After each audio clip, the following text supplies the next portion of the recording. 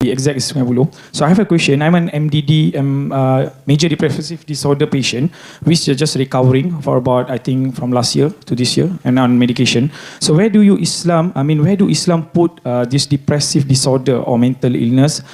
In the case of, because when you have this disorder, right, you're going to be always fear. The hope is just small. Yes, you have hope, but it's too small where until like you don't eat, you don't drink, you don't go to outside, you just keep yourself fit into the, you just don't do anything, basically. You cannot do anything. And in science world, they call this disorder or something to do with your hormones, imbalance and everything. So even though with Iman, how do you overcome this even without medication itself? How you overcome this fear? Thank you. Okay, first of all, in Islam, we have sane and we have insane. And there is nothing in between. So people say, oh, I have mental disorder, I had to do this, I had to steal, I had to... No, you steal, I will cut your hand. End of story. I was in a fit of rage, I killed someone. You killed someone, you are killed if his heirs demand blood.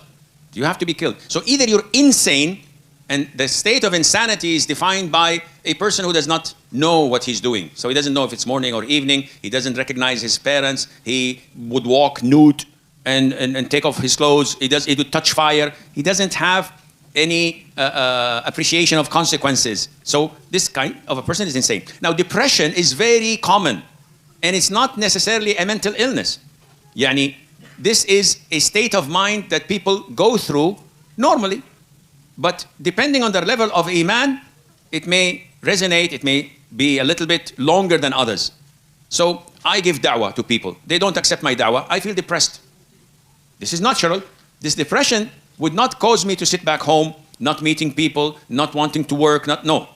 This is a deficiency. Unfortunately, most, if not all, psychiatrists who are not Muslim would refer you usually to opioid, to drugs, antidepressants, Prozac, the likes, that would make you mellow, make you down, and this is bad. This is why we want to go to a psychiatrist. You have to select a Muslim practicing psychiatrist, because he knows how to balance between Islam and science. So, do you recommend taking antidepressants? I'm not a psychologist or psychiatrist. I don't know. This is not my field. And it is not halal for someone to speak in something that he doesn't have knowledge of.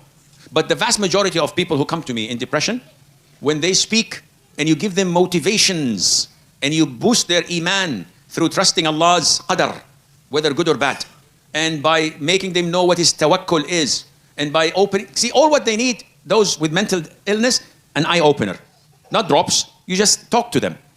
If you let them, and this is the psychiatrist's role, okay, you have 5 sessions, pay up front please, we don't take credit cards, and okay, you have half an hour. Okay, tell me about your childhood. And you lie on the couch and he's drinking his cappuccino and making drawings. Mickey Mouse, Donald Duck and Donald Trump. And he's doing all these things. And said, okay, time's up. See you inshallah in 2 days.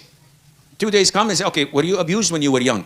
So you start to speak and okay. 5, 6 sessions and you're just venting. And when people ask you, say, Wallah, I felt good. Yes, you felt good because you spoke. But this does not solve your problem. And this is all over the world. People tend to solve the symptoms, not the illness. Someone comes to me, Sheikh, I have a stomach ache, I'm very in pain and I have headaches. Take, I don't know what you call it, Panadol? Panadol, Tylenol, take 2 pills. He comes after 5 minutes, Wallah, ya Sheikh, mashallah, I feel good. 4 hours later, he comes back again.